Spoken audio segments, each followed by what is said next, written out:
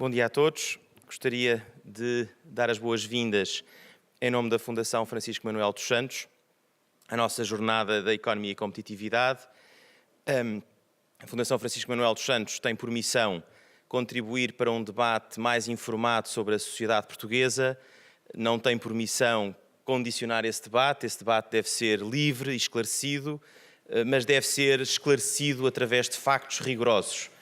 E é isso que, na Fundação, e em particular também aqui na área de estudos que dirijo, esse é o objetivo, é que através de estudos rigorosos, com ampla divulgação, possamos contribuir com factos para que esse debate seja o mais livre possível. Numa época em que sabemos que o condicionamento dos factos, o debate sobre os factos é muitas vezes relevante para as conclusões a que chegamos, esta missão que a Fundação desempenha queremos uma missão muito importante. E por isso mesmo decidimos hoje aqui lançar estes 3 estudos e organizar um debate em torno deles, precisamente para que a partir dos estudos possamos receber esses factos e potenciar o debate a partir deles. Temos aqui uma jornada longa, um dia longo de trabalho, com a apresentação de 3 estudos. O primeiro, que já temos aqui no painel, sobre a diversificação e crescimento da economia portuguesa. Um segundo, da parte da tarde, sobre dinâmicas empresariais e desigualdade salarial. E um terceiro, sobre o encerramento das multinacionais, o capital que fica. Finalmente, teremos, a partir das 5h45, uma sessão de homenagem a António Borges, que terá lugar através de um keynote speaker, que é Peter Zemsky, o Vice-Dean do INSEAD, onde António Borges foi Dean. E, portanto, enfim, era um pouco para vos dar as boas-vindas, para vos apresentar o programa, e passava desde já a palavra ao Rui Batista, não, perdão, ao Pedro Carvalho, que irá, desculpe, estava a confundir os moderadores, que irá fazer a moderação deste debate. Muito obrigado. Obrigado, Gonçalo. Olá, bom dia a todos. O meu nome é Pedro Sousa Carvalho, sou jornalista, atualmente estou a trabalhar no ECO, somos um site de economia, para quem não conhece, somos um site de economia e de finanças, só temos dois anos, vamos fazer agora 2 anos. Gostaria, antes de mais, de agradecer à Fundação Francisco Manuel dos Santos pelo convite e ao Gonçalo, naturalmente, o convite para estar aqui, para participar nestas jornadas de economia e de competitividade. Creio que já é o 3º livro da Fundação que tenho o prazer de moderar. O primeiro, creio que foi do professor Joaquim Miranda Sarmento sobre as PPPs. O segundo foi do professor Marvão Pereira, sobre o investimento público, e agora tenho este prazer de estar aqui também a moderar este painel do estudo coordenado pela professora Leonor Sopas, está aqui connosco aqui do lado esquerdo. Bem-vinda, professora. Obrigada. Sobre diversificação e crescimento da economia portuguesa. Faço uma apresentação muito rápida do painel, que já vamos falar a seguir. A professora Leonora Sopas e o Ricardo Ribeiro são ambos autores do estudo e são ambos da Universidade Católica do Porto. Ricardo, bem-vindo também. Aqui do meu lado direito, ao lado, o Miguel Lebre de Freitas. Miguel, bem-vindo. O Miguel é professor de Economia da Universidade de Aveiro e também da nova SBE, e parabéns pelas instalações fantásticas que já tive a oportunidade de visitar em Carcavelos. E na ponta o Gustavo Rodrigues Dias, que é o cofundador e CEO da Critical Materials. O Gustavo tem uma história fantástica de sucesso para nos contar, da empresa dele. Estava a comentar com ele antes de subirmos aqui para o palco, que no ano passado fizemos uma entrevista ao Gustavo no ECO, que tinha um título fantástico, que era Critical Materials, domínio para a Força Aérea do Paquistão. Porque um dos produtos, creio eu que um dos produtos de maior sucesso da empresa do Ricardo é uma espécie de, não sei como é que se chama, sensores para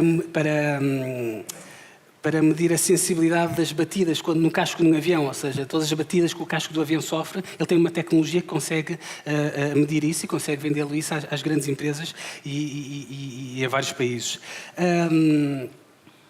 Em relação, portanto, à nossa sessão de trabalho desta manhã, portanto, vamos arrancar seguidamente agora com a professora Leonora Sopas e com o Ricardo, que vão-nos fazer aqui uma apresentação do tal estudo.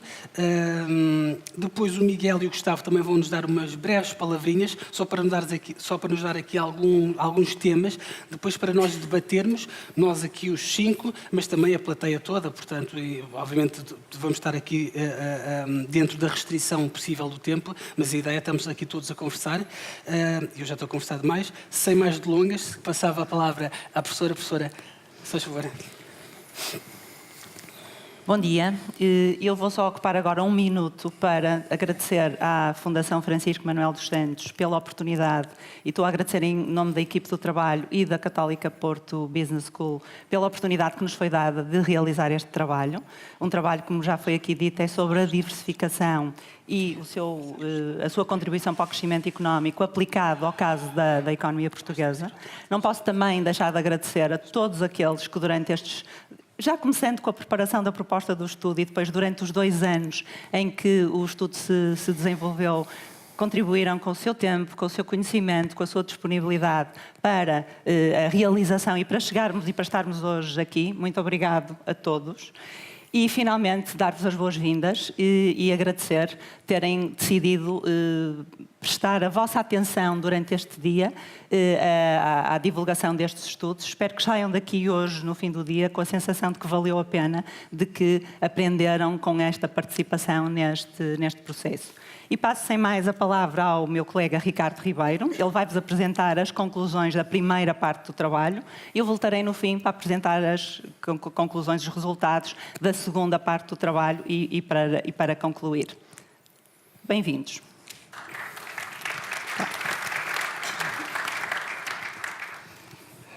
Muito obrigado, Leonor.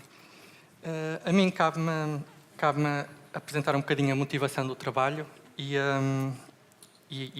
como a Leonor disse, apresentar a primeira parte. Relativamente à motivação, a definição de políticas públicas que promovam o crescimento económico é uma das mais importantes questões para qualquer governo. E este estudo contribui para esta discussão, com enfoque em políticas públicas que promovam o crescimento por via da diversificação produtiva. E a motivação é a seguinte: a visão económica clássica sugere que as políticas públicas... Temos que passar isso. A visão económica clássica sugere que as políticas públicas devem focar-se nos produtos e serviços em que um país tem vantagem em especializar-se. No entanto, empiricamente, o que observamos é que os países mais ricos não têm uma estrutura produtiva especializada, têm uma estrutura produtiva diversificada. E de acordo com uma visão evolucionista da economia, uma justificação possível para esta diversificação da estrutura produtiva pode residir no facto de algumas capacidades serem tácitas e logo não poderem ser transacionadas. Como exemplo, competências específicas dos trabalhadores, competências das empresas, sistema de inovação, etc. Esta visão da economia argumenta que o rendimento per capita de um país tende a evoluir para o nível de rendimento que é compatível com a diversidade de capacidades, que podem ser tácitas, que está subjacente à sua estrutura produtiva. Neste estudo, vamos designar este rendimento como rendimento potencial e vamos designar a diversidade de capacidades por complexidade económica. Esta visão da economia implica que as diferenças de rendimento per capita entre países podem ser explicadas pelas suas diferenças de complexidade económica, pelas suas diferenças de capacidades. Implica também que os desvios entre o rendimento per capita atual de um país e o seu rendimento per capita potencial podem explicar o seu crescimento económico futuro. Por exemplo, se o rendimento per capita atual do país for inferior ao rendimento per capita potencial, como vimos que o primeiro tende a evoluir para o segundo, irá gerar crescimento económico. Partindo desta visão de economia, as políticas públicas devem também focar-se em desenvolver as capacidades necessárias ao fabrico de produtos com elevada complexidade económica, uma vez que tal permitiria aumentar a complexidade económica do país e, por esta via, o rendimento potencial e, assim, gerar crescimento económico futuro. Isto é um argumento teórico, mas que tem sido avaliado empiricamente por vários estudos, que utilizam dados para um conjunto de países ao longo de vários períodos do tempo. Estes estudos tipicamente explicam o crescimento económico a partir de duas variáveis explicativas-chave. A complexidade económica inicial do país, que já vimos que explica o seu rendimento potencial, e uma segunda variável, que é o rendimento atual do país. O conjunto destas duas variáveis dá o desvio que falamos, que segundo a teoria é capaz de explicar o crescimento económico. Mas claro, esta ideia de complexidade não é a única ideia que explica o crescimento económico e, portanto, estes estudos incluem outros controlos, por exemplo, características específicas de período, ciclo económico, conjectura, uma vez que ciclos económicos bons tendem a ter crescimentos económicos superiores e esta ideia é perfeitamente desligada da ideia de complexidade. Estes estudos, porém, não controlam para as características específicas de cada país. E esta abordagem é, no nosso entender, problemática. Uma vez que se esta complexidade económica estiver correlacionada com as características específicas de país, então a associação que estes estudos encontram é válida apenas para comparações entre países. O que é que isto quer dizer? Isto implica que países com maior complexidade tendem a apresentar um crescimento económico superior, que é o que os estudos encontram, mas não implica necessariamente que um aumento na complexidade económica de um país venha a gerar crescimento económico para esse país. E a razão é que o crescimento resulta potencialmente das características específicas do país. Numa primeira parte do estudo, o que queremos procurar avaliar é se esta associação identificada se mantém quando consideramos adicionalmente estas características específicas. Portanto, vamos acrescentar características específicas ao típico estudo que tenta provar esta ideia teórica. Uma resposta afirmativa a esta questão, que a associação se mantém quando se inclui estas características específicas, irá permitir concluir que tornar a estrutura produtiva de um país mais complexa tem efetivamente potencial para gerar um maior crescimento económico para esse país. Permitirá concluir também que políticas públicas devem ser desenhadas com o intuito de desenvolver as capacidades necessárias para fabricar produtos de elevada complexidade económica. Pelo que há interesse em identificar os produtos-oportunidade com potencial para aumentar a complexidade para cada país. Neste estudo iremos focar o caso português. E, claro, depois quantificar qual o seu potencial de crescimento. Numa segunda parte do estudo, o estudo procurará analisar as condições institucionais necessárias à concretização de oportunidades de diversificação para dois clusters, o cluster das tecnologias de produção e o cluster das indústrias da aeronáutica, espaço e defesa. E o objetivo aqui é retirar recomendações concretas de política pública. Em resumo, o estudo tem 4 questões de investigação. A primeira questão é tornar a estrutura produtiva de um país tem efetivamente potencial para gerar crescimento económico futuro para esse país? Segundo, que oportunidades de diversificação é possível identificar para Portugal? Terceiro, qual o seu potencial de crescimento? E quarto, que condições institucionais são necessárias à concretização de oportunidades de diversificação nos 2 clusters que referi. Iremos agora abordar estas 4 questões sequencialmente. Relativamente à primeira questão, tornar a estrutura produtiva de um país mais complexa tem efetivamente potencial para gerar crescimento económico para esse país? Para responder a esta questão, realizamos 3 etapas. Numa primeira etapa, recolhemos dados para um conjunto de 106 países entre 1996 e 2015 e dados sobre o seu crescimento económico, os produtos que exportam, que neste estudo irão aproximar os produtos que cada país fabrica, e um conjunto de variáveis de controlo que, como indiquei, irão incluir agora características específicas de cada país. Numa segunda etapa, quantificou-se a complexidade económica de cada país, utilizando duas métricas que já existem na literatura. Uma primeira de Hausmann et al. E uma segunda de Tschela et al. Ambas as métricas se baseiam na mesma ideia, de que é possível quantificar a diversidade de capacidades que está subjacente à estrutura produtiva de um país em cada ano, analisando os produtos que este país fabrica. E é muito semelhante à ideia de que é possível quantificar a diversidade de peças Lego que uma criança tem, analisando os modelos que a criança constrói. Numa terceira etapa, utilizaram-se estes dados, quer os dados de raiz, quer estes dados de complexidade, para avaliar a associação entre crescimento económico e complexidade económica. Claro, controlando adicionalmente para as tais características específicas de cada país que referi. Esta associação foi elaborada a duas etapas. Primeiro calculou-se o rendimento per capita potencial de cada país e, em seguida, avaliou-se o impacto do desvio entre o rendimento atual e potencial no crescimento económico. Respostas. Os resultados sugerem que a associação encontrada nos estudos anteriores se mantém quando adicionalmente controlamos para estas características específicas de cada país. Mas também sugerem que a magnitude aumenta quando incluímos as novas variáveis. Mais importante de tudo, os resultados sugerem que tornar, então, a estrutura produtiva de um país mais complexa tem potencial para gerar crescimento económico para esse país. E, neste sentido, parece desejável desenhar políticas públicas que promovam o desenvolvimento das capacidades necessárias ao fabrico de produtos complexos, diversificando a estrutura produtiva. Isto leva-nos à nossa segunda questão. Que oportunidades de diversificação é possível identificar para Portugal? Para responder a esta questão, consideramos que, dentre os produtos que o país não produz, as oportunidades mais interessantes para a economia nacional satisfazem dois critérios. Naturalmente, são produtos que têm que apresentar uma complexidade económica superior à complexidade económica nacional. Segundo, que abram boas oportunidades de diversificação futura, por se encontrarem conectados a outros produtos complexos com os quais partilham várias capacidades. E esta identificação de produtos foi efetuada para duas alternativas de diversificação. A primeira adota uma lógica de continuidade, que considera que as oportunidades mais interessantes para Portugal correspondem a produtos que, adicionalmente aos dois critérios anteriores, estão relativamente próximos daqueles produtos que Portugal já produz e, portanto, que exigem o desenvolvimento de um menor número de novas capacidades.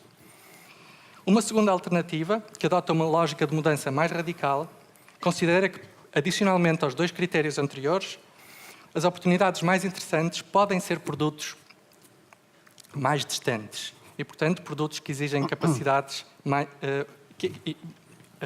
um maior número de capacidades e, portanto, mais exigente.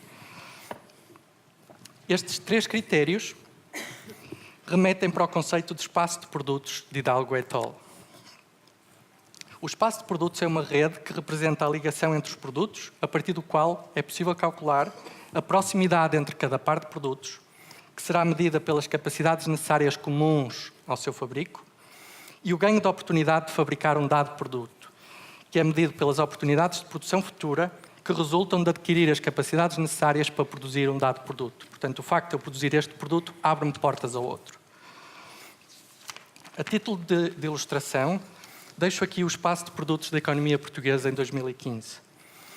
Os círculos a branco são produtos que Portugal não produz, os círculos coloridos são produtos que Portugal já produz em 2015.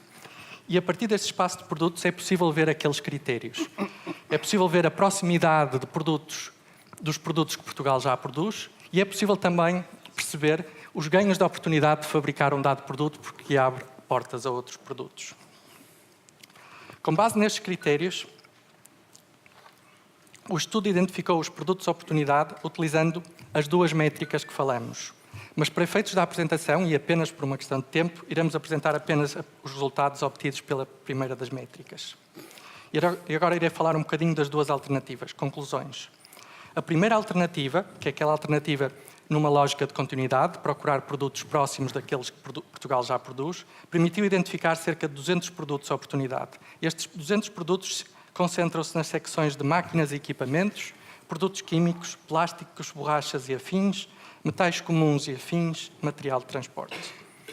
Selecionando dentro destes 200 os produtos em que Portugal já evidencia algum desenvolvimento das capacidades necessárias à sua produção, foram identificados 4 cenários de diversificação. O cenário A inclui 7 produtos na secção de máquinas e equipamentos.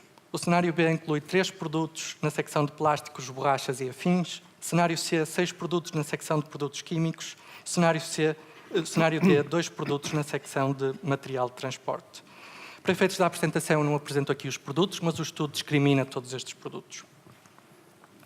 A segunda alternativa considerou um cenário de diversificação com uma lógica de mudança mais radical e, neste caso, um cenário de diversificação correspondente a produtos que Portugal não produz e que integram a cadeia de valor aeroespacial.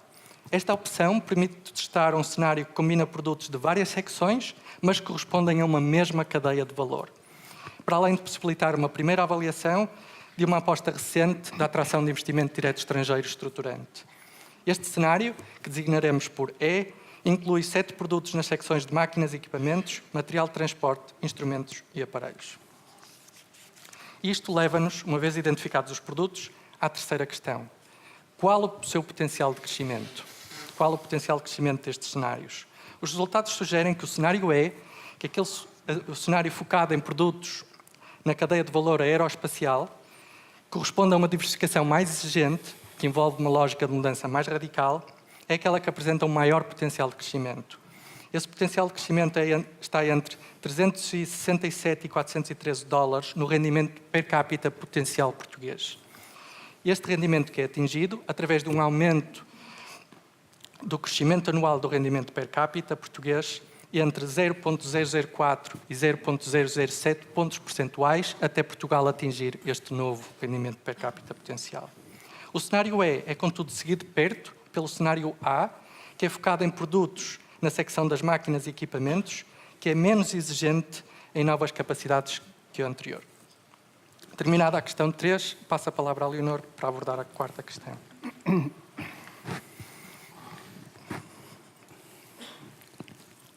Muito bem, a quarta questão prendia-se com tentar identificar no concreto quais são as condições institucionais necessárias à concretização destas oportunidades, de algumas oportunidades de diversificação.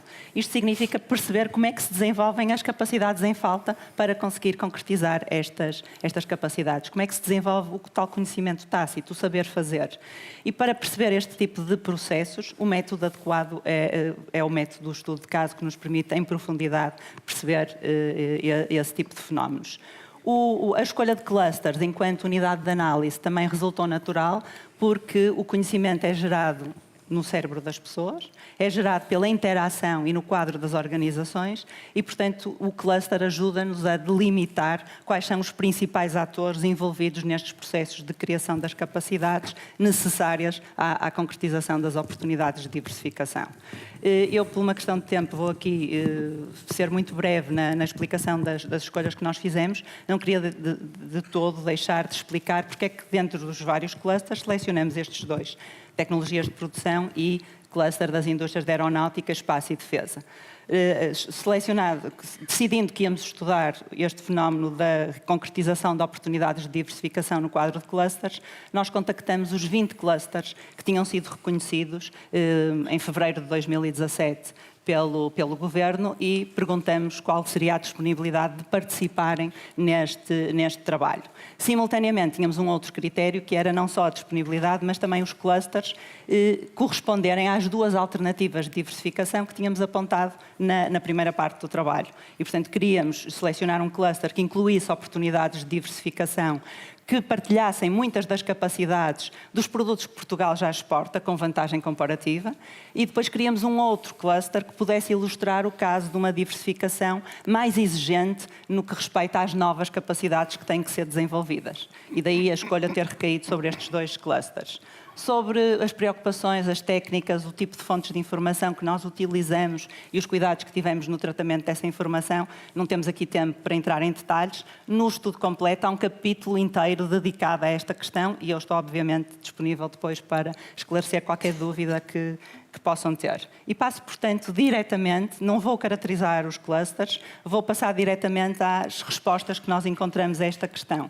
Muito brevemente vou aqui apresentar quais foram os principais obstáculos que foram identificados pelos diferentes atores dos clusters de empresas, organizações setoriais, organizações do sistema de investigação e inovação.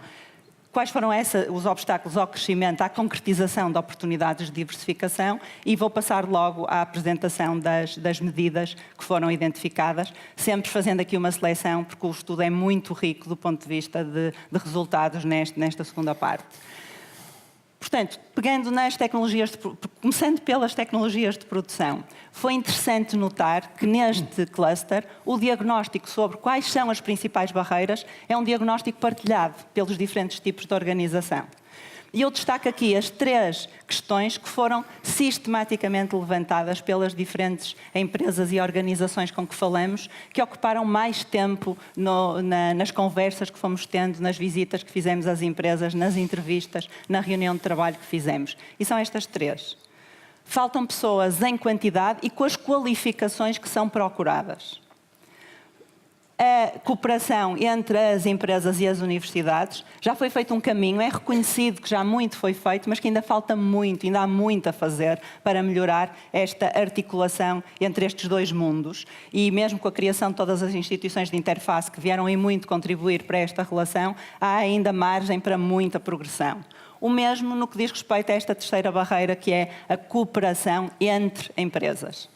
Há caminho já feito, há casos de sucesso, há ainda muito que pode ser feito. Depois há muitas outras barreiras, como digo, por uma questão de economia de tempo, vou deixar neste momento de lado, talvez no debate possamos lá ir. Já na aeronáutica, no cluster da aeronáutica, espaço e defesa, o diagnóstico não é tão convergente. Há claramente um conjunto de barreiras que são identificadas por grandes empresas, que incluem as subsidiárias de multinacionais localizadas em Portugal, que contrastam com barreiras distintas que são identificadas pelas pequenas e médias empresas. O primeiro grupo de empresas concentra-se em falar na escassez ou aponta como uma limitação ao crescimento e ao desenvolvimento das empresas a escassez de competências muito específicas nas regiões em que estas empresas se encontram localizadas. Estou a falar na zona de Lisboa, Península de Setúbal, e estou a falar na zona de Évora. E num segundo momento, uma segunda barreira que é também considerada um entrave ao seu crescimento é que a cadeia de valor que se encontra localizada em Portugal é uma cadeia de valor que está incompleta, que apresenta muitas lacunas, e isso penaliza as empresas quando elas pretendem montar ofertas, por exemplo, quando pretendem montar ofertas de um sistema de peças para poderem concorrer ao fornecimento internacional de um determinado modelo de uma aeronave, faltam-lhes os fornecedores locais, têm que os ir buscar fora, e isso representa custos que têm um impacto negativo na sua competitividade.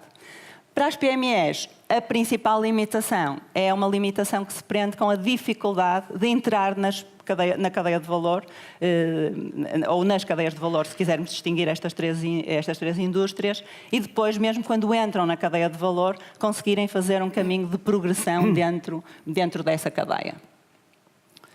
Naturalmente, as medidas que depois são identificadas para permitir desenvolver o tal conhecimento subjacente que é necessário para desenvolver as capacidades para fabricar os novos produtos, os produtos mais complexos, vão ser distintas nestes dois clusters e vão ser orientadas para responder a estes obstáculos. Eu aqui fiz uma seleção e acho que fui demasiado ambiciosa, portanto vou agora tentar resumir para nos mantermos dentro do tempo previsto e vou selecionar aqui alguns exemplos para ilustrar aquilo que eu quero, aquilo que são as conclusões a que chegamos neste trabalho. Questões, por exemplo, relacionadas com a falta de pessoas e a desadequação de algumas qualificações.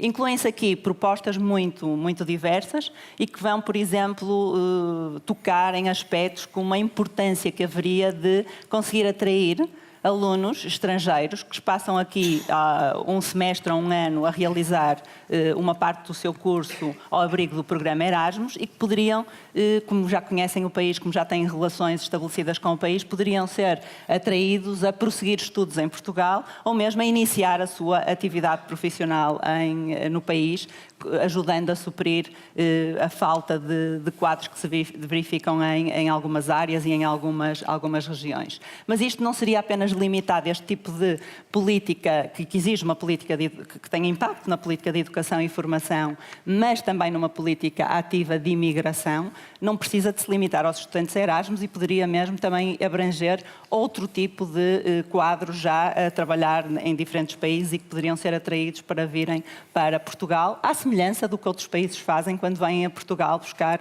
engenheiros e outros quadros qualificados. Uma outra sugestão interessante, do meu ponto de vista, e perdoem-me ir buscar algo que tem a ver com a minha experiência profissional, prende-se com uma sugestão que surgiu de que muitas vezes os engenheiros e os economistas e gestores chegam às empresas e não sabem o que fazer. Têm muito conhecimento teórico, mas não têm um conhecimento tão aplicado. E surgiram sugestões interessantes como aproximar o ensino da engenharia e o ensino de outras disciplinas àquilo que é o ensino que já se pratica no quadro, por exemplo, dos cursos de medicina, em que nos últimos anos do curso os futuros médicos já desenvolvem parte da sua formação, envolve realizar atividades num contexto muito semelhante àquele que é o contexto que eles depois vão ter na sua atividade profissional futura, facilitando a inserção no mercado de trabalho. Isto é um tipo de ação em que as empresas reconhecem que seria claramente necessário encontrar o contexto para estas aprendizagens ocorrerem e, portanto, as empresas teriam que abrir muito mais do que têm feito até agora e teriam que estar abertas a fornecer esses contextos para esses estágios mais alargados, participar ativamente na definição desses programas de estágio, vir mais à universidade, participar mais nos órgãos que a Universidade hoje tem, os conselhos consultivos, para que isto pudesse ser, de facto, implementado. Há depois uma outra área, para além das pessoas, e como vos disse, não é? O conhecimento, como todos sabemos, desenvolve-se no cérebro das pessoas e transmite-se através da mobilidade das pessoas à escala nacional e internacional e entre a universidade e as empresas, mas também é muito importante a criação de conhecimento e, portanto, toda uma política de investigação e inovação. E, portanto, há aqui uma proposta no sentido de se definir de uma forma partilhada, envolvendo empresas, diferentes tipos de organização, organismos públicos, definir uma política de investigação e inovação que responda àquilo que são as necessidades do cluster, no sentido de desenvolver as tais capacidades em falta. E aqui, claramente, a proposta que foi mais sublinhada foi a necessidade de assegurar uma estabilidade ao financiamento da investigação e inovação. Não haver interrupções, não haver flutuações quando há uma mudança de quadro comunitário ou quando há uma mudança de programação ao nível europeu, porque estes projetos são projetos que envolvem parcerias cada vez mais com outras organizações, são projetos que demoram tempo a produzir resultados, que significam ir ocupando posições em redes internacionais e interrupções neste processo têm custos grandes de ter que sair de uma rede e sendo mais difícil depois voltar a entrar do que mantendo uma permanência e tendo uma trajetória mais estável ao longo do tempo. Também propostas aqui de não termos sistemas de incentivo que são cegos no que respeita às características e às necessidades de cada cluster, de cada território, de cada setor do ponto de vista das tecnologias que utiliza. De se utilizarem as compras públicas para que essas compras públicas possam ter um papel dinamizador de valorização da inovação.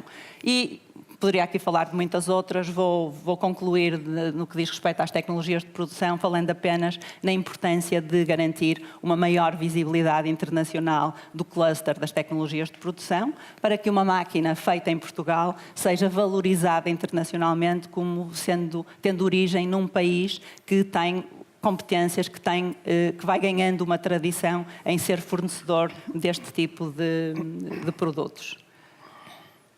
Na aeronáutica, espaço e defesa, neste cluster, vamos ter, como seria de esperar, propostas distintas do grupo das grandes empresas e subsidiárias de multinacionais versus as pequenas e médias empresas. As grandes empresas estão preocupadas com a formação, em especial com tentar colmatar lacunas de qualificações que foram identificadas de uma forma muito precisa no Sistema Nacional de Qualificações, e, simultaneamente, também no que respeita às pessoas, serem capazes de resolver um problema que é a formação que é dada em Portugal, mas não há entidades que certifiquem essa formação em Portugal. E, portanto, é necessário encontrar maneira de suprir esse problema que acaba por onerar as empresas que têm que mandar os técnicos, depois da formação, serem certificados noutros países ou têm que trazer cá os organismos certificadores. Até há organizações com capacidade de certificar em alguns casos, mas só o fazem em benefício próprio, internamente, não prestam serviços a terceiros. E isso poderia ser uma outra via de tentar colmatar essa lacuna, convencer essas entidades a passarem a prestar esse tipo de serviço. A nível das lacunas na cadeia de valor, as propostas que aqui surgem são, desde logo, é reconhecido, nós estamos aqui em determinados locais do país, não conhecemos todas as capacidades que existem espalhadas pelo país. Seria importante fazer um levantamento sistemático destas capacidades existentes e de o divulgar, quer à escala nacional, quer internacionalmente, melhorando também, de novo, desta forma, a reputação que se vai tendo e que se vai construindo à escala internacional. O financiamento da investigação e desenvolvimento e a captação de investimento estrangeiro no sentido de colmatar lacunas na cadeia de valor apareceram aqui também naturalmente como algo que seria uma forma mais rápida de tentar ir preenchendo as tais atividades e de ir realizando em Portugal, trazendo para Portugal as tais atividades que não se encontram presentemente no país. As PMEs, a grande preocupação das PMEs é como é que nós entramos na cadeia de valor e como é que nós conseguimos suprir as limitações que decorrem de uma menor dimensão. E limitações muito concretas, quando se vai negociar com fornecedores de matérias-primas, a aquisição de matérias-primas, ter poder negocial tem um impacto muito importante, muito relevante do ponto de vista do preço e condições de pagamento, que uma pequena empresa não consegue ter em comparação com uma empresa de maior dimensão. O mesmo quando se tem que responder a uma encomenda que é demasiado grande para a capacidade instalada numa única empresa e também para poder diversificar a carteira de clientes. Para entrar numa cadeia de valor, as empresas dizem que que é difícil entrar nessa cadeia de valor, que é um clube muito fechado, citando aquilo que nos foi dito em vários fóruns, e que para conseguir entrar num clube fechado é importante aproveitar bem todas as oportunidades que existam. No passado, várias empresas aproveitaram os contratos de contrapartida nas aquisições que eram feitas pelo governo português. Isso deixou de ser possível desde 2011 por imposição comunitária, mas existem agora novas perspectivas de se poderem encontrar situações em que possa haver abertura para entrar na cadeia de valor, desde iniciativas do tipo clube de fornecedores, fala-se muito na iniciativa da Bosch e do clube de fornecedores da Bosch, as empresas acham que algo semelhante no quadro da aeronáutica poderia ter um impacto muito importante e abrir aqui as tais oportunidades de se fabricar e obter uma certificação que lhes permita cumprir as condições para entrar nesta cadeia de valor, mas também a política de segurança e defesa comum no quadro da União Europeia e os compromissos assumidos de Portugal no quadro da sua participação na NATO podem oferecer outras oportunidades se bem aproveitadas de entrar nesta cadeia de valor. Aqui é preciso juntar vontade privada com vontade pública. Concluindo, e este é mesmo o meu último slide, quando nós comparamos estes dois clusters e comparamos toda a informação que conseguimos recolher nestes dois estudos de caso, aquilo com que nos deparamos é que todas as políticas, e são muito variadas, que possam contribuir para a criação e transmissão de conhecimento, difusão desse conhecimento dentro do país, mas cada vez mais também estabelecendo ligações com o exterior, estabelecendo inclusive ligações entre os clusters nacionais e clusters internacionais, são importantes. Mas a forma como estas políticas são desenhadas, a forma como elas são implementadas, faz toda a diferença entre o bom ou mau impacto das mesmas. E é claro para os vários intervenientes com que falamos, que é importante que a definição das políticas seja feita tendo em atenção as especificidades de cada cluster, as diferenças que existem entre o nível de desenvolvimento desses clusters, os atores e as características dos atores que atuam nesses clusters. É importante que seja feita seja desenhada de uma forma participada, efetivamente participada pelos vários intervenientes nestes processos. Não são só os organismos públicos, ou não são até principalmente os organismos públicos que vão criar e desenvolver conhecimento, mas podem ser parceiros importantes e são parceiros importantes nestes processos. Também é claro que, não se tendo informação perfeita e não havendo racionalidade completa, o que está dentro daquilo que são os pressupostos de uma visão evolucionista da economia, vai-se necessariamente cometer erros. Mas isso não é grave desde que se aprendam com esses erros. E, portanto, é importante desde o início conseguir ter aqui objetivos muito claros do que é que nós queremos com estas políticas, para podermos monitorizar os resultados da aplicação dessas políticas, podermos garantir que vamos continuar aquelas iniciativas que têm sucesso e que muitas vezes são interrompidas porque há uma mudança de governo, uma mudança de liderança num determinado organismo. Não, deve-se manter aquilo que funciona, mas deve-se ter a coragem para descontinuar aquelas iniciativas que não produzem os efeitos previstos, o que vai libertar recursos para podermos iniciar outras experiências no sentido de atingir esses objetivos. E, da nossa parte, é tudo. Muito obrigada pela vossa atenção.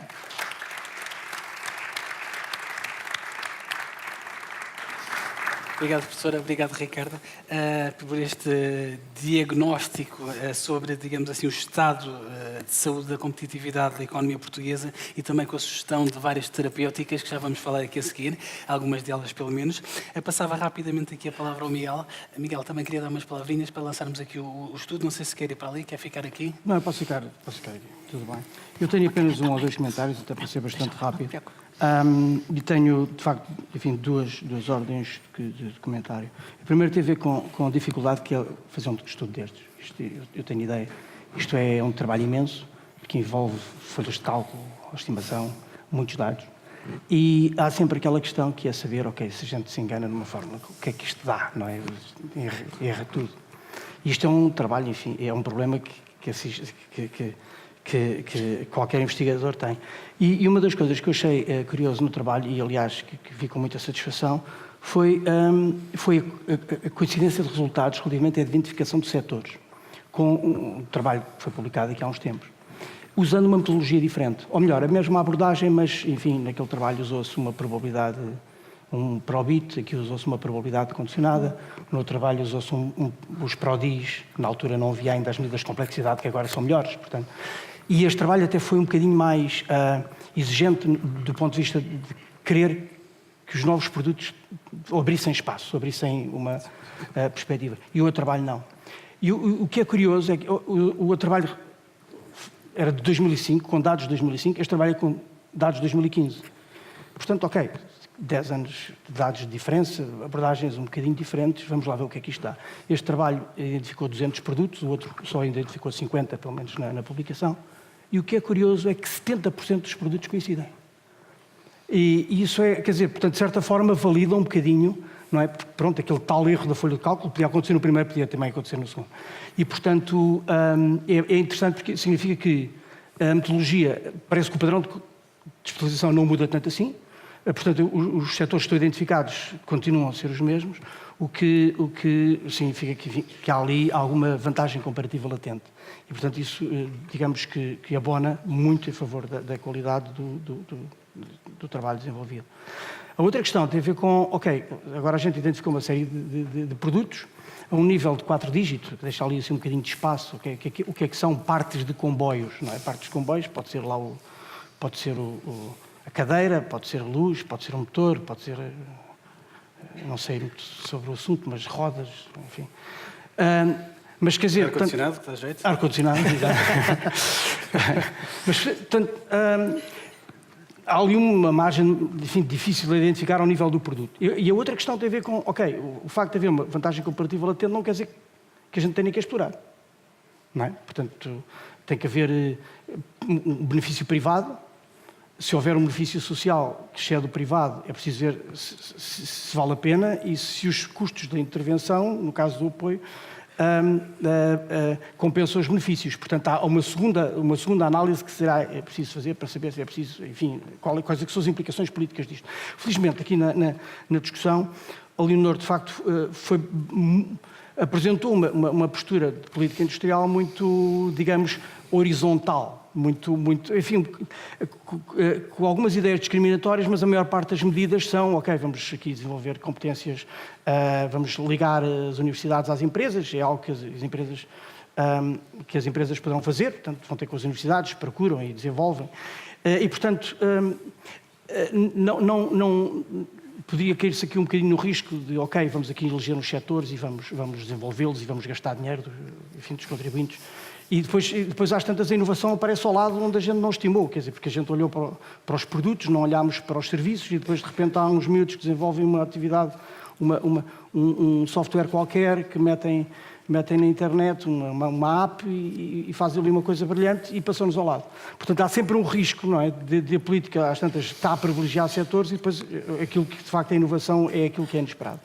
E, portanto, eu diria que, ao nível das políticas, ok, isto é informativo, nada diz quanto à necessidade de privilegiar cada um dos setores, e as políticas, enfim, a meu ver, devem ser, se forem horizontais, a nível de desenvolver as competências, as universidades, arranjar um bom ambiente de negócios, a estabilidade institucional, enfim, as pessoas descobrirão, cada uma delas, o seu próprio caminho, e as empresas também.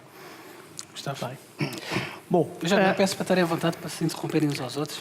Sem problema. Muito bem.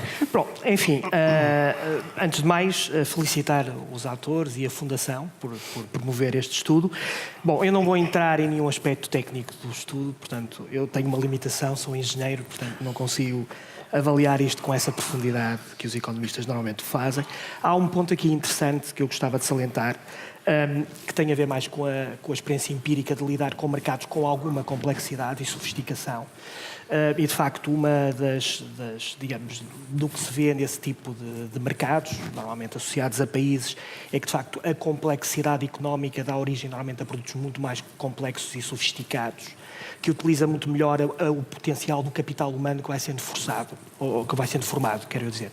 E, portanto, nós muitas vezes, isto às vezes parece aqui uma contradição, o que eu estou aqui a dizer, mas as nossas organizações que formam quadros, eu estou mais a falar dessas, formam muito mais para uma economia que nós gostaríamos de ter e não para uma economia que temos. E, portanto, estes clusters, e eventualmente outros, são exatamente uma promessa de se executar esse potencial desse capital humano a um nível que nós neste momento não o conseguimos fazer.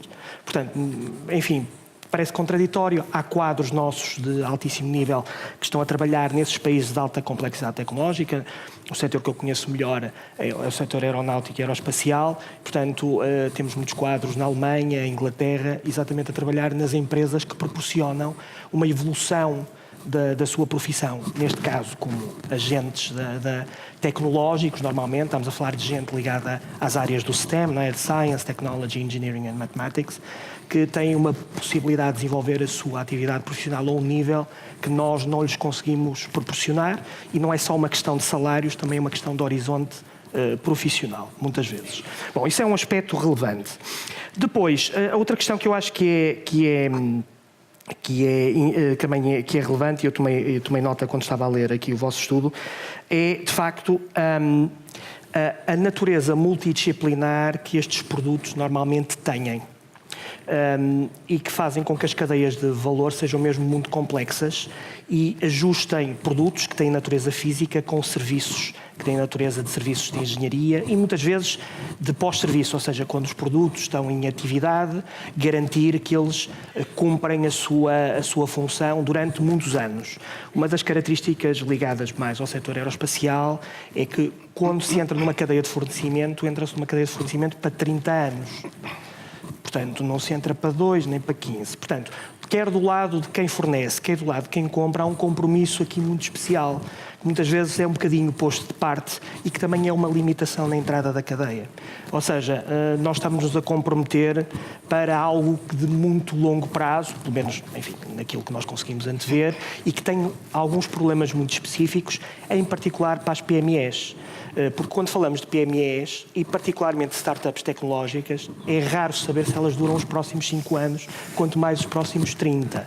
Portanto, quando estamos a falar com o procurement da Airbus ou com o procurement de uma empresa muito grande, isto é provavelmente uma das primeiras questões que está aqui em cima da mesa. Ou seja, a sustentabilidade do negócio, a sustentabilidade da empresa é um problema para quem compra a uma distância tão longa. Portanto, um aspecto também aqui relevante. Agora, enfim, não pondo aqui de lado, obviamente, o cluster das tecnologias de produção que eu conheço menos, e olhando aqui só um bocadinho para a aeronáutica, espaço e defesa, em particular aqui em Portugal, como a Leonor referiu, portanto, ainda estamos a falar de uma coisa muito emergente, apesar de haver história aeronáutica em Portugal já há relativamente bastante tempo e haver alguma história industrial com interesse e haver muitos avanços e recuos. Portanto, do ponto de vista aeronáutico, houve um avanço, que depois foi um grande recuo, na participação portuguesa do A400M, algures nos anos 90. Portanto, que também era, de certa maneira, uma visão de como é que se havia de promover um cluster industrial. Portanto, nós, na prática, quando, enfim, a Airbus foi formada, Portugal ficou fora dessa equação e, ao ficar fora dessa equação, ficou fora, digamos, da grande indústria aeronáutica. E, portanto, essa decisão, enfim, que na altura foi tomada por razões, obviamente, atendíveis na altura, por exemplo, não aconteceu no caso do espaço, obviamente numa escala muito menor, com investimentos muito menores, quando aderimos à ESA. A adesão de Portugal à ESA permitiu a existência de uma indústria espacial que agora começa a ter alguma expressão tecnológica também e também de negócio. Portanto, começamos a ter. Portanto, são mercados muito institucionalizados e uma das entradas do clube, dos problemas de não entrar no clube é que é preciso entrar para o clube. Portanto, se não entrarmos no clube, dificilmente podemos ter acesso aos benefícios que o clube nos traz. Portanto, isso é um aspecto relevante e que condiciona muito, digamos, a forma como o cluster está estruturado em Portugal e a sua forma de estruturação. Eu também creio que é um dos aspectos que é abordado no estudo, que é a necessidade, e sobretudo esse longo tempo que é preciso, muitas vezes, para esse projeto, mas o estudo também aventa essa hipótese, que é a dificuldade que as empresas têm em conseguir a certificação, sendo que essa certificação só vem, ou seja, só é dada quando há experiência, uma espécie de pescadinha com o rabo na boca. É verdade, é verdade. Quer dizer, isso parece um problema muito grande, mas já foi resolvido em muitos lados do mundo. Portanto, normalmente há sistemas de certificação delegada em que a OEM delega e traz o seu sistema de certificação para dentro da PME e, na prática, a PME tem que viver com esse sistema de certificação até ser capaz, ela própria, pelos seus meios próprios, de garantir esse nível de qualidade. Obviamente isso obriga um compromisso entre a OEM e a PME, que também é um compromisso relativamente longo. E às vezes os sistemas de procurement também não querem viver com isso, querem ter a possibilidade de ter a diversidade. Portanto, estão à espera, e a meu ver, às vezes isto faz sentido, às vezes não faz, que as PMEs tenham o seu set de skills montado para poderem, de certa maneira, escolher aquela que lhes é mais conveniente naquele específico negócio, embora muitas vezes em coisas emergentes isso não é simplesmente possível, porque cria-se um ciclo que é um ciclo não virtuoso, de que o empresário da PME não investe porque não tem nenhuma garantia de negócio para pagar aquele investimento e, portanto, e depois do lado da OEM não compra porque o indivíduo não tem a certificação. Portanto, há aqui um gap que não se consegue fechar, que noutros lados se fechou, com muito apoio público também, é preciso que se diga, também com muito apoio público, mas que foi necessário quebrar essa diferença, que é uma diferença difícil. Há aqui também, eu faço aqui uma distinção. Muitas destas certificações são verdade e são muito necessárias em determinadas áreas de negócio, que são áreas de negócio de fornecimento de componentes. Noutras áreas de negócio de sistemas e tecnologias de informação, essas certificações muitas vezes não são absolutamente necessárias, porque a natureza dos contratos também é diferente e normalmente não há uma empresa portuguesa com a dimensão nacional capaz de fornecer um sistema inteiro, ou estou a falar na área dos TIs, ou um OEM aeronáutico ou espacial. Mas, em casos como o vosso, que vocês estamos a falar até da segurança de aviões, sim, obviamente é necessário. Sim, obviamente é necessário, mas nós não temos propriamente certificações de fornecimento, nós temos certificações de desenvolvimento. Ou seja, o que nós garantimos ao cliente final é que a forma como nós fazemos as coisas cumpra determinados requisitos que são escrutináveis. A certificação da inclusão de um sistema numa aeronave normalmente é feita por uma entidade externa, ok? Porque é um sistema adicional que tem que cumprir determinados requisitos que têm que ser verificados por terceiros, que não somos nós a verificar. A grande parte destas certificações, e eu presumo que essa é a ideia do estudo, está muito ligado a cadeias de fornecimento que estão muito estabilizadas e que, na prática, eu estou a substituir o componente A pelo componente B pelo fornecedor C e esse fornecedor tem que garantir a quem lhe compra que garante determinados processos de fabrico com determinado nível de qualidade. Obviamente, se não se está sequer nesse limiar, nem sequer se está qualificado como fornecedor. Portanto, nem sequer se pode dizer que está na cadeia. Verdadeiramente não está na cadeia. Bom, mas há aqui alguma esperança, não há só dificuldades. Nós, aqui em Portugal, não temos realmente cadeias de fornecimento muito bem estruturadas. Existem algumas. A incorporação de PMEs em produtos aeronáuticos que não sejam próprios é muito baixa quando se fala na relação com os fornecedores maiores. Mas, por exemplo, há coisas que estão a acontecer com o apoio público que dão aqui alguma esperança. Há um programa mobilizador chamado Infante para construir satélites, que tem, enfim, um leque alargado de empresas e também institutos que trabalham neste âmbito. Há uma coisa que, por acaso, não sei se o estudo, eu não revi no estudo, mas é uma coisa relevante, eu acho que é relevante, portanto é um ajuste, que há um projeto a correr no âmbito do Clean Sky. Portanto, para quem não conhece, o Clean Sky é uma iniciativa financiada mais ou menos a meias entre a grande indústria europeia e a Comissão Europeia. Portanto, enfim, é na prática uma forma de trazer a investigação para um âmbito mais aplicado e mais próximo do mercado, no sentido de acelerar determinados processos de transição tecnológica, e que é um projeto que se chama Pássaro, que permitiu a um consórcio de empresas portuguesas qualificar-se como core partner da Airbus, ou seja, que está, de certa maneira, a tentar pôr o pé na porta para ser um fornecedor, ou alguns poderem ser fornecedores, provavelmente, não sei se todos poderão não ser. Portanto, há iniciativas que vão ajudando a aproximar, digamos, as empresas da cadeia de fornecimento dos grandes fabricantes e que também, obviamente, são importantes desse ponto de vista. Mesmo para finalizar, pronto, eu vi e li com muita atenção algumas das propostas e conclusões.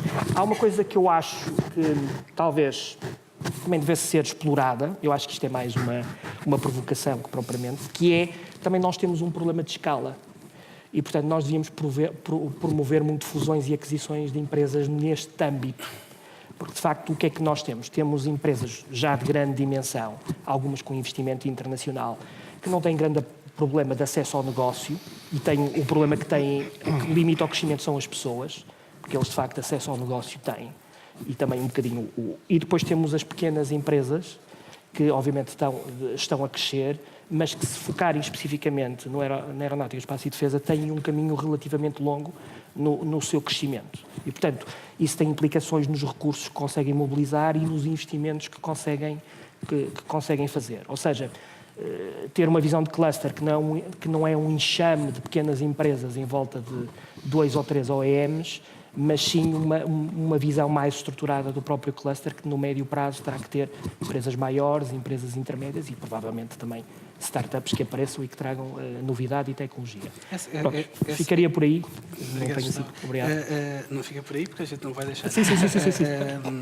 Essa, aliás, é uma das perguntas que eu tinha aqui para a professora e para o Ricardo, que é precisamente a questão já estava aqui mais à frente, mas que é precisamente a questão de nós sermos um país com muitas PMEs, portanto, grande parte do nosso tecido empresarial ser pequenas e médias empresas, não sei se é 99% ou 98%.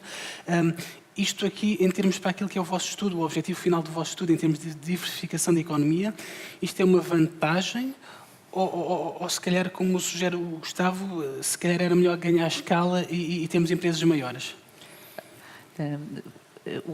A resposta vai ser a resposta do economista, que é depende, não é? Depende do contexto, depende daquilo de que estamos a falar. Eu, de qualquer maneira, pedia-lhe para me tratar por Leonor, por favor. Leonor. Ok? E eu aproveitava aqui para dizer que nós no estudo referimos o Clean Sky, referimos alguns desses projetos, de facto, uma forma de entrar. E tem sido a forma de entrar de algumas empresas, eu não mencionei isso, de facto, na apresentação, mas encontram no trabalho. Relativamente ao setor aeronáutico, as aquisições têm ocorrido, em alguns casos. Não é às tantas na escala que deveria ser, mas, como disse, isto ainda está tudo muito emergente, ainda está a surgir no quadro dos produtos e nós concentramos-nos muito nisso, porque a primeira parte do trabalho estava limitada a dados sobre produtos. De qualquer forma, não esquecemos de todo os serviços e a lógica de fazer estudos de caso permitiu incorporar serviços na análise.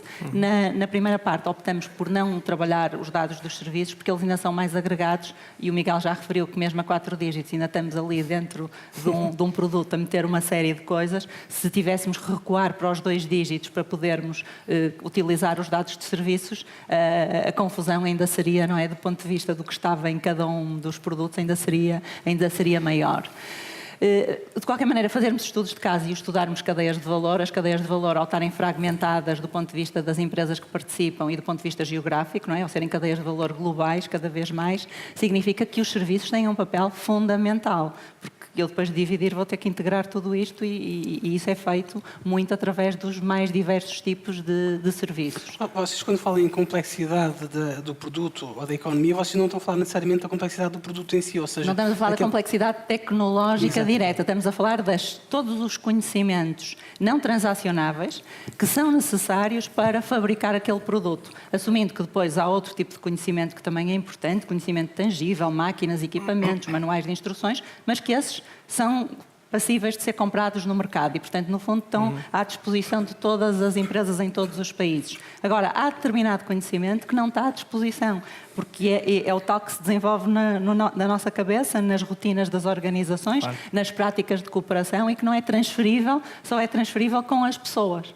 Não é? Eu fazia esta pergunta porque num dos anexos do estudo era precisamente identificar alguns produtos e alguns produtos tipo adubo de origem animal. Eu estava a pensar, mas que complexidade é que isto terá? Mas já percebi. A complexidade é medida depois, do ponto de vista destas medidas muito em concreta. Acaba por ser, a ideia é uma ideia muito simples.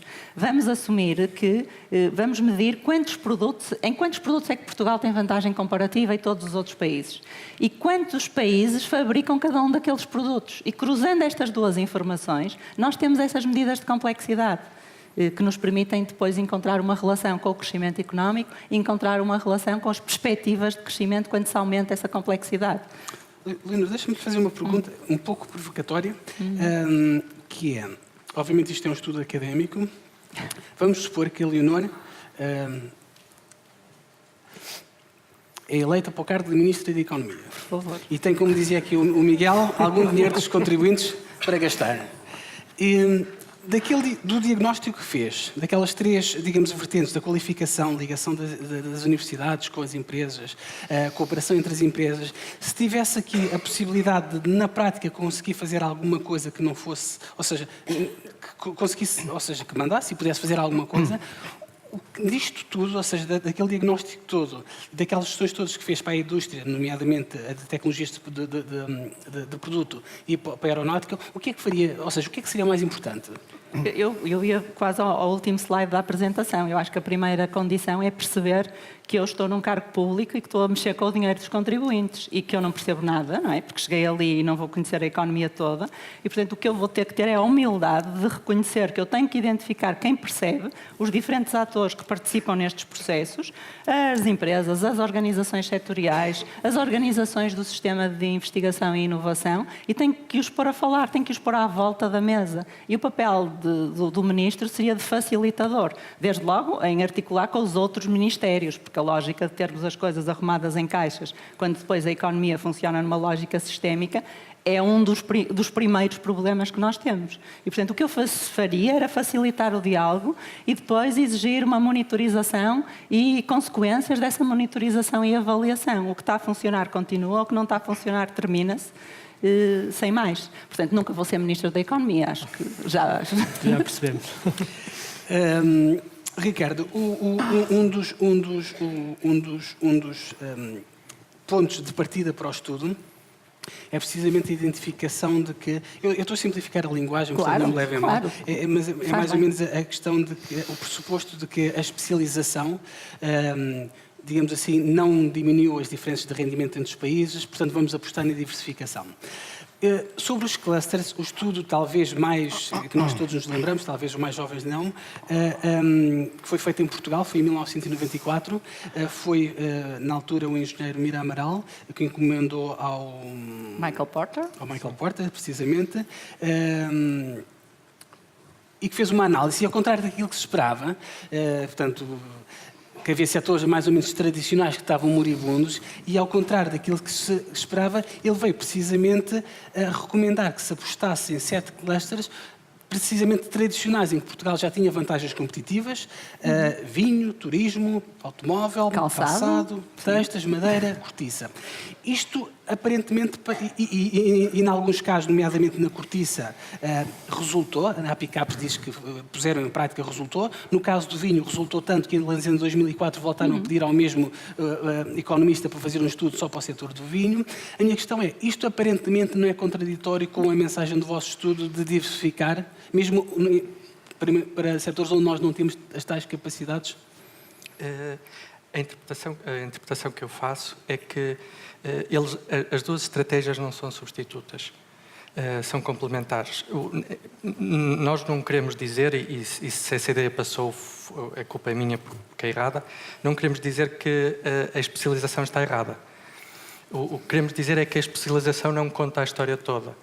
E para além de políticas públicas que apontem para políticas de especialização, que fazem todo sentido em produtos e serviços que são transacionáveis, depois temos a nossa história, que complementa esta, ao dizer, bem, mas há aqui um conjunto de capacidades que não são transacionáveis, e para estas faz todo o sentido haver uma política de diversificação. E eu acho que é neste esquema que se integra as duas ideias. Mas deixe-me só aqui completar com uma coisa. Quando nós estamos a falar em cluster, estamos a falar nos produtos incluídos nesse cluster. E, portanto, dentro do cluster do calçado, e estão aqui pessoas que sabem muito mais disso do que eu, nós podemos ter produtos complexos dentro desse cluster. Estamos aqui a falar à escala de produtos e, portanto, o que foi feito foi no sentido de realizar essas oportunidades nesses outros clusters que nós não estudamos aqui neste trabalho, porque nos cingimos a estes dois casos. E, portanto, um cluster inclui produtos simples e produtos complexos. Há produtos simples dentro de todos os clusters e há produtos complexos dentro de todos os clusters. Okay? Portanto, não estamos aqui a fazer esse tipo de escolha. Por outro lado, a questão da especialização, a única forma que uma sociedade tem de ir acumulando mais conhecimento é ir tendo uma maior especialização. Cada um de nós sabe mais sobre quase nada, não é? Mas vai sabendo mais. Mas muitos de nós, em rede, é que conseguimos, então, conjugar essas capacidades todas que são necessárias para fabricar esses produtos mais complexos. Falou-se ali na aeronáutica, no espaço. O saber para fazer algo não está na cabeça de uma pessoa. Está na cabeça de muitas pessoas, cada vez mais especializadas e que sabem mais sobre uma coisa mais focada. E dessa maneira, especializando o saber, conseguimos reunir mais saber ao nível social. Temos que depois conseguir articular essas diferentes competências ao serviço de fazer coisas mais complexas. E aqui foi muito mal uma análise partindo da observação dos dados. Quando se vão ver estruturas de países desenvolvidos, vão-se ver que essas estruturas produtivas são diversificadas, não são especializadas. Eu queria só dar duas notas. A primeira questão, o Ministro da Economia, ouvir as organizações. É bom. É bom. E é interessante que haja promoção de contacto com as universidades, etc. Mas há todos os outros, que é a maioria silenciosa, dos que não estão organizados. E na política em Portugal há muito risco de enviesar a política em favor daqueles que estão organizados, que normalmente são aqueles que acabam por ganhar mais. E, portanto, eu acho que é muito importante as pessoas organizarem-se em redes e favorecer, enfim, a ligação entre as universidades e as empresas, mas temo muito pelas políticas que não são horizontais, não dão igualdade de oportunidades para todos, há soluções para isso. mesmo para os silenciosos. A segunda questão tem a ver com a herança e com os saltos, não é? Os saltos em frente. E, de facto, quando nós olhamos, e a propósito da questão do Porter, nós herdamos aquilo que sabemos fazer, não é? Aquilo que sabemos fazer, aquilo que os nossos pais sabiam fazer, nós aprendemos. Depois cada um de nós, individualmente, inova um bocadinho, portanto, experimenta. Não é? Eu vou tentar aquilo. E depois, das duas, uma, ou levo um corte no dedo, ou uma pancadinha, ou de facto a coisa corre bem. E as economias mexem-se porque são dominadas... São resultado de milhões de decisões, que são os indivíduos, os empreendedores, que estão todos a tentar descobrir os seus caminhos, com base naquilo que conhecem, na experiência que têm passada. E, portanto, os saltos em frente, enfim, são muito interessantes, mas significam eu ir para um mundo que conheço menos. Agora, o que eu acho que é importante é, quando o empresário tenta meter a mãozinha para experimentar um caminho, que não lhe seja cortada a mão inteira. Essa é que é a questão. Portanto, eu tenho a criar um ambiente de negócios que permita às pessoas fazer experimentação, dá, não dá, e eu experimento ao lado, e depois o resultado daquilo que é para o país pode ser o mais inesperado possível, porque, entretanto, houve um grupo de pessoas que tinham conhecimento no calçado e que, de repente, descobriram que aquilo dava uma coisa técnica, ou então no café, que era um produto que as pessoas diziam que não tinha tecnologia nenhuma, e, de repente, tem uma margem imensa porque lhe pintaram aquilo com muitas cores.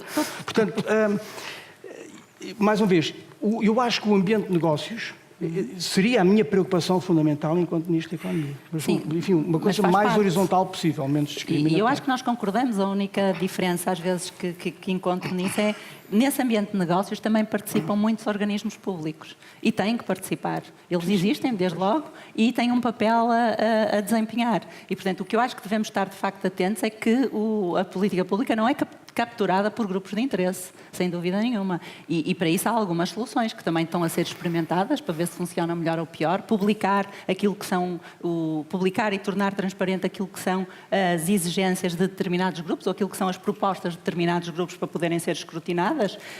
Já houve também outras propostas do próprio Ricardo Haussmann, que está por trás destas medidas, de termos agências que fazem rating de políticas e que fazem esse acompanhamento de políticas e que as vão monitorizando de uma forma de preferência mais independente do que as agências de rating têm funcionado noutras áreas. Mas há soluções também aí, também ao nível das políticas públicas, há experiências que nos podem ajudar a descobrir melhores formas de termos os atores públicos a participar nessas interações, porque eles fazem parte do sistema.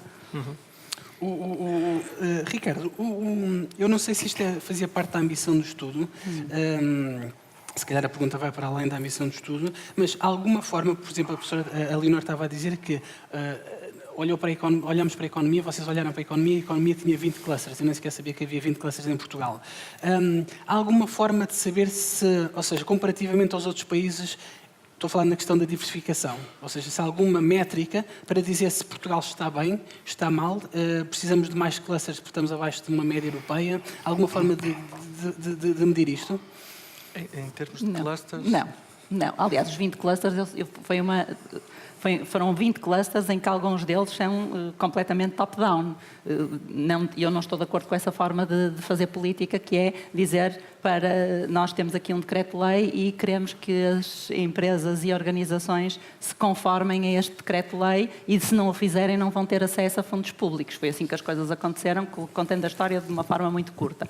E, portanto, aí vamos encontrar clusters que de facto já existiam e continuam a existir, e falamos no calçado há pouco, podemos falar nos moldes para injeção de plástico, podemos falar noutros casos, mas depois há outros que foram claramente impostos de política e, portanto, a probabilidade deles virem a funcionar ou não, só o tempo dirá. Está bem? Não, do ponto de vista de método, é que tínhamos ali uma unidade de análise para podermos considerar isto representa clusters que estão aqui reconhecidos e que nós podemos contactar, com que temos interlocutores, e foi meramente, do ponto de vista mais operacional, que os usamos como referência. Poderão existir mais, poderão provavelmente existir menos em Portugal. Tem muito a ver também com uma trajetória de industrialização dos países, terem mais ou menos essas características. Há países que têm tipicamente essa forma de organização. A terceira Itália é muito, os distritos industriais são clusters. Ligados às universidades têm surgido, em várias universidades importantes têm surgido clusters. O mais conhecido é provavelmente Silicon Valley, não é? Mas já o Alfred Marshall tinha descoberto que em Inglaterra a produção se organizava assim há muitos anos atrás, não é? Portanto, isto resulta das tais interações que o Miguel falava há pouco. Há uma tendência para haver uma aglomeração de atividade produtiva com alguma especialização em algumas áreas.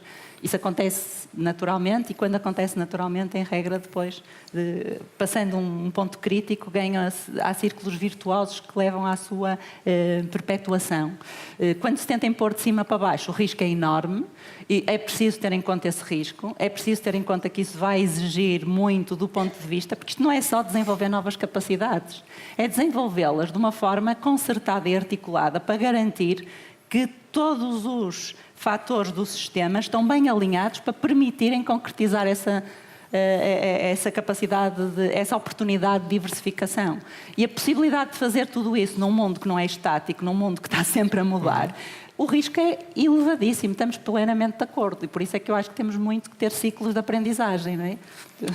Eu acho, ainda relacionado com essa questão, talvez possa ser interessante, não sei se posso, voltar atrás. Enquanto o Ricardo procura, já Podemos. agora... Não, eu acho que nós não estamos a conseguir. Será que temos que ir ali? Peraí. preciso Okay. estar ali na Onde é que tu queres ir? É para o mapa. Queres ir para aquele, para trás? Porque, se calhar, uma forma também de responder à questão é olhar para o espaço de produtos. Como é que Portugal se encaixa no espaço de produtos? E, se calhar, pedia à Leonor, que conhece este espaço muito melhor do que eu, para descrever onde é que Portugal se encontra Portanto, os círculos são produtos e a sua dimensão tem a ver com a dimensão do mercado mundial, aproximada pelo valor das exportações mundiais de cada um daqueles produtos. Temos ali um espaço de produto a 4 dígitos, portanto vamos ter cerca de mil produtos. Ali só estão representadas as ligações que são as mais relevantes em termos da proximidade e, portanto, da partilha de capacidades entre aqueles produtos. No centro e a azul encontramos ali material de transporte. Depois, a azul um bocadinho mais claro, temos as máquinas e equipamentos. E, portanto, vamos ver que há zonas ali do mapa que são muito mais densas. Portanto, há muitos mais produtos na proximidade dos outros. E o movimento, no sentido de concretizar uma oportunidade, vai abrir muito mais oportunidades do que quando estamos na periferia. Se bem que, curiosamente, há ali periferias muito ligadas, não é? E, portanto, quando olhamos ali para o verde, em que encontramos têxtil, vestuário e calçado, encontramos ali zonas muito ligadas entre si e, portanto, também bastante interessantes. Portanto, isto aqui ajuda-nos, no fundo, nós não identificamos apenas oportunidades de diversificação. Este método, e como o Miguel dizia, é um avanço face às medidas anteriores, permite-nos ainda caracterizar essas oportunidades de diversificação. É mais fácil ou mais difícil chegar, há mais ou menos capacidades que temos que desenvolver para conseguir concretizar essas oportunidades de diversificação. E isso é uma informação adicional, não é, que o método anterior não nos permitia. Deixa-me introduzir aqui outros temas. Agora também vou fazer um apelo à vossa capacidade. Só uma pequena Sim, já te passo a palavra, Miguel.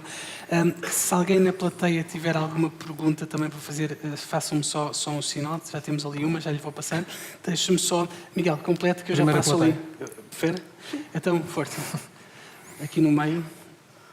Ou enquanto vai, eu digo Não só. sei, força. Em termos de comparações internacionais, aquele estudo anterior, como, enfim, via que Portugal não estava nada mal.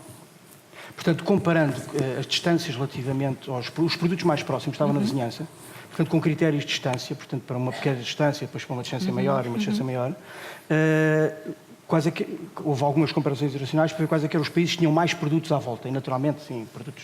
E nós estamos bem, não é? Portugal estava bem. É. E, curiosamente, China, muito bem. Enfim, mas Portugal estava ali no meio bastante bem em termos de oportunidades. Que é nota otimista, não é? Sim, nós temos imensas competências. Isto é o Ministro da Economia incumbente e é da oposição. Deixar as pessoas trabalhar e deixar um quadro estável, que isso é que é difícil. Eu peço só que se identifique e diga a qual dos oradores é que se dirige a pergunta. Olá, bom dia. O meu nome é Inês Veiga. Eu tenho 2 questões, portanto, podem ser respondidas quer pela Leonor, quer pelo Ricardo. A primeira pergunta é relativa à questão 1 da apresentação e é mais a título de curiosidade. Vocês expuseram que para tornar a estrutura produtiva de um país mais complexa, esse aumento iria efetivamente aumentar o crescimento económico potencial. E eu queria saber se na realização do estudo vocês identificaram os fatores que iriam provocar este aumento, mas também, em contrapartida, se identificaram outros fatores que podiam contrariar e impedir que o outcome fosse positivo. Sim. A ideia teórica é que o que nós fizemos foi medir uma ideia teórica. A ideia teórica é que o desvio entre o rendimento per capita atual de um país e o rendimento per capita potencial, e este rendimento per capita potencial é explicado pela diversidade de capacidades que o país tem e que nós, em termos de conceito, vamos chamar complexidade económica. O que a teoria diz é que quando aumentamos a complexidade, estamos a aumentar, e este é um mecanismo, quando aumentamos a complexidade, estamos a aumentar o rendimento potencial do país. O rendimento atual irá tender para este rendimento potencial e é este caminho para um rendimento potencial cada vez maior que gera o crescimento económico. O que nós fizemos foi medir esse efeito e encontramos realmente o efeito de acordo com a teoria que diz que sim. Em condições ceteris paribus. A minha questão é Sim. se identificaram ceteris. para além dessas condições. Não. Portanto, o que nós, para além desta ideia, Sim. controlamos também para os recursos naturais de cada país. Portanto, dependendo da riqueza dos recursos naturais de um país, o crescimento económico pode ser um ou outro. Também incluímos tudo aquilo que seja fatores temporais. Portanto, se eu estou num ciclo económico bom, irei ter um crescimento económico maior e portanto, tem que estar lá. Fatores como educação, sim, não depois juntamos muitos outros fatores que acabam por ser agrupados em 3 grupos. Controle de corrupção, eficácia do governo, estabilidade política, qualidade normativa, regime de direito, todo um conjunto de variáveis de controle que podemos, e que não termina aqui, mas que pode explicar o crescimento económico para além desta ideia da complexidade. Obrigada. Nós queremos que vocês leiam o estudo, Sim, portanto, aqui exatamente. não contamos tudo. A minha última questão é relativa à questão 4, nas medidas Sim. identificadas.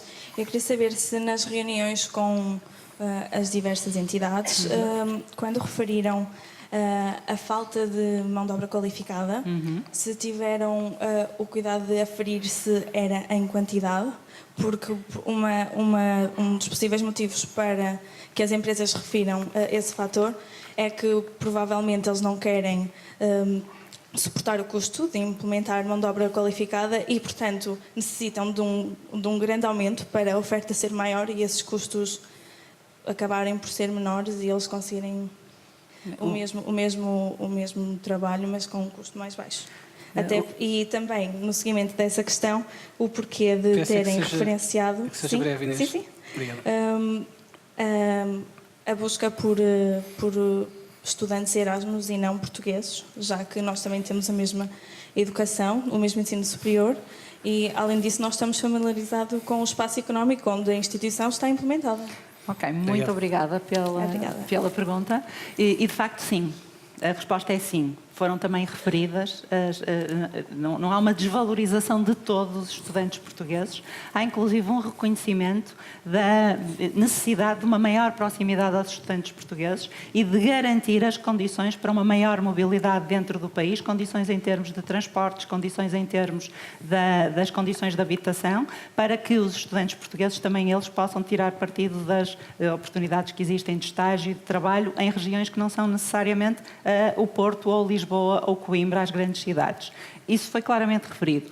A questão dos salários também foi uma questão reconhecida, que há consciência por parte das empresas que é importante, para atrair pessoas qualificadas, pagar às pessoas qualificadas melhor do que se tem pago até hoje. Isso é um esforço conjunto porque para pagar salários é preciso que a empresa gere o valor necessário a esses salários. Sim, há essa consciência, há um caminho muito grande a fazer, sem dúvida nenhuma. Obrigado. Já lhe vou passar a palavra. Deixa-me só aqui fazer uma pergunta, por causa também estava relacionado com aquilo que perguntava a Inês, que é a questão da qualificação. Miguel, no estudo, quer no caso do cluster da aeronáutica, quer no aeroespacial, quer no caso do cluster das tecnologias de produção, o primeiro motivo, digamos assim, a primeira barreira que era identificada pelas empresas era a questão da qualificação. E estamos a falar de um país, por exemplo, só para dar um exemplo, há relativamente pouco tempo, eu creio que foi coisa de um mês, o João Romano, que é o diretor-geral precisamente de um dos clusters, neste caso do Aeroespacial, dizia numa entrevista ao Expresso, por exemplo, que o cluster dele, nesta altura, tinha a falta de 2.000 técnicos qualificados e de 200 engenheiros. E nós temos várias empresas, algumas delas cá no Porto, a Bosch, a FASEC, a Fresite, etc., que se estão-se a queixar de falta de mão de obra qualificada. E a minha pergunta é simples, mas é difícil de responder. Imagino que se ainda existe aqui algum alinhamento do ensino em relação às necessidades daquilo que o mercado procura. Bem, quer dizer, é assim, as vagas são definidas, não sei como é que são definidas as vagas, de facto, ao nível do Ministério do Ensino Superior. Mas eu vejo as empresas hoje a apostarem muito nas universidades. A Nova, por exemplo, é um exemplo, não é? E muitas outras. Portanto, as empresas chegam, enfim, patrocinam estudos, centros de estudos, patrocinam investigações e, portanto, eu acho que isso é um processo natural. Portanto, estão aliadas? Não estão. Eu acho que há um processo em que cada vez mais as universidades estão a produzir de acordo com aquilo que as empresas querem, porque as empresas também estão interessadas e há ali uma sinergia óbvia a explorar. Outra questão tem a ver com a dimensão geográfica. Eu acho que se nós estivéssemos aqui a falar em Bilbao, Estamos a dizer, ok, Espanha é grande, não é? Portugal é pequeno. Está bem, mas nós estamos num quadro da União Europeia. E, portanto, os técnicos que nós formamos na universidade, se formos uma boa universidade de economia, ou se formos uma boa universidade de engenharia, nós vamos exportar para toda a Europa. Portanto, não é necessário nós arranjarmos aqui uma universidade para cada nicho que a gente quer explorar. Nós temos é que ter boas universidades que sejam competentes a nível internacional. E depois a mobilidade das pessoas... Exportar mão de obra, como sugeria... A mobilidade das pessoas há de acontecer. Também. E importar e exportar. Importar e exportar mão de obra, claro. Agora, o cluster aeronáutico em Portugal não consegue pagar tanto como o inglês. Bem, isso aí a questão é saber porquê. Mas eu Agora, podia ajudar aqui. ok. Bom, o ponto é o seguinte, e também olhando do lado das empresas. Obviamente, o que as empresas querem, normalmente, é perfis muito específicos, com capacidade de serem integrados na empresa e tornarem-se produtivos no dia seguinte. Ora, em determinadas áreas emergentes, isso é muito difícil. Eu vou dizer, na nossa empresa nós não conseguimos contratar ninguém especialista nos sistemas que nós desenvolvemos. Primeiro, porque somos o único nacional. Segundo, porque isso não é ensinado nas universidades dessa maneira. Terceiro, que nós necessitamos é de ir buscar as competências certas e as capacidades individuais para desenvolver essa competência dentro da empresa. E nós podemos dizer assim, bem, mas isso é um risco muito grande, as pessoas quando estiverem formadas vão embora. É verdade, mas isso não há outra maneira de fazer as coisas. Depois, há áreas que nós neste momento estamos enfim, não é exatamente deste momento, mas que têm a ver com uma tendência tecnológica que é inexorável, que é de o software dominar todos os componentes e estar a ser incorporado em todos os componentes físicos que nós possamos estar a imaginar. Portanto, há muita necessidade de engenheiros de software, na verdade, a muitos níveis. E isso, na prática, cria aqui um desequilíbrio muito grande, que é um desequilíbrio que provavelmente se vai, enfim, ajustando ao longo do tempo, mas que neste momento é muito forte. Quando nós falamos que precisamos de muitos engenheiros de software, também estamos a falar de coisas da A a Z. Estamos a falar de indivíduos para fazer código para páginas web e estamos a falar de indivíduos para desenvolver tecnologia que vai no ExoMars. São gente muito diferente. São engenheiros de software também. Portanto, também há coisas que depois, dentro da profissão, há competências muito distintivas. Não é? Que não são exatamente iguais. Na tua empresa, vocês têm 25 engenheiros. Sim. São todos portugueses? São todos, neste momento são todos portugueses, mas já tivemos engenheiros internacionais que acabaram por sair da empresa exatamente porque tinham um network certo e porque depois também tinham salários mais elevados para o tipo de função que estavam a fazer. E, portanto, essas pessoas que vêm de fora também normalmente têm mais facilidade também em fazer essa mobilidade. Obrigado. O Figueiredo, na Universidade de Aveiro e Centro de Investigação em Políticas do Ensino Superior. A questão que eu tinha enquadra-se perfeitamente nesta discussão que estamos a ter aqui. Portanto, eu, muito diretamente, queria fazer a pergunta se esta opção entre incrementalismo, por um lado, ou radicalismo em termos de trajetória, pode ser feita independentemente do modelo institucional, e quando eu falo modelo institucional, falo em termos da questão do mercado de trabalho. E porquê é que eu digo isto? Eu acho que há um problema subvalorizado de coerência do modelo, digamos assim, e até que ponto é que a política pública tem que pensar nessa coerência. E, para dar dois exemplos muito rápidos, é muito diferente. Nós estamos a falar em máquinas e equipamentos num cenário como o alemão, por exemplo, ou software nos Estados Unidos. Portanto, os mercados de trabalho são muito diferentes, com consequências claras relativamente ao que estamos a falar. E, portanto, quando se fala de skill gaps, utilizando a questão, eu acho que se enviesa muito isto para a questão das universidades, quando grande parte do conhecimento que é feito é um conhecimento que tem, por definição, que ser feito no terreno, não é? E nós sabemos que há, por exemplo, o modelo institucional tem uma importância decisiva, por exemplo, nas práticas de formação, na quantidade de formação que é dada às pessoas, nesses trajetos que são feitos, não é? E, portanto, eu não me parece que isto seja independente, mas gostava de ouvir o painel relativamente a isso, até em que medida é que nós temos que fazer algum tipo de escolha, se queremos muita flexibilidade, permitir que a aprendizagem seja feita a passar de umas empresas para as outras, ou uma aprendizagem que é feita internamente, mais dentro de algumas empresas, e, portanto, há aqui alguma decisão de política pública, depois só pode ser uma, que nós eventualmente temos que tomar. E, portanto, relativamente a estas escolhas que estão aqui, eu gostava de ouvir a vossa opinião, se isso tem algum impacto, digamos assim. Ricardo, Leonor? Ok, eu posso das diferentes reuniões que fomos tendo e visitas a empresas, o que resulta aqui é que, ao contrário de uma experiência, há diferentes experiências que as empresas, pelas suas próprias necessidades, têm vindo a desenvolver. Há empresas, e há pouco referiu a Fresit, mas há outras, que se viram na necessidade de criar os seus próprios centros de formação e de formarem as pessoas vêm para a empresa, ainda não têm a tal experiência que é necessária e vêm fazer uma formação e depois é que são integradas na empresa. Há outras empresas que têm uma boa experiência de trabalhar em conjunto e muito próximas com os centros de formação. E nessa muito grande proximidade, inclusive, há pessoas da empresa que vão dar os cursos de formação aos centros de formação e convidam os formadores a virem visitar a empresa, a conhecerem os investimentos e as intenções de investimento e as capacidades que vão ser necessárias para rentabilizar esses investimentos em termos das competências que têm que ser desenvolvidas. E há as empresas que apenas vão ao mercado, não é? E que utilizam o mercado de trabalho.